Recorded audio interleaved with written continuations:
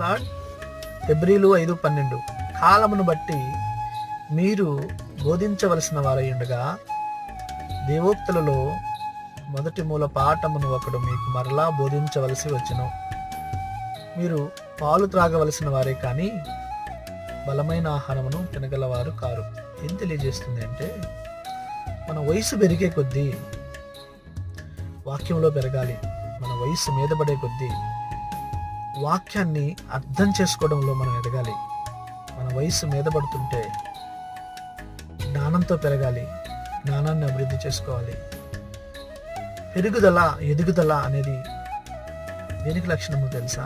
జీవానికి లక్షణం. జీవము గల ఈ వాక్యాన్ని మనం ధ్యానిస్తున్నప్పుడు మనలో ఎదుగుదల ఉందా? మన ఎదుగుదలతో పాటు, మన వయసుతో పాటు వాక్యంలో మనం ఎదిగామా? అర్థం చేసుకున్నామా?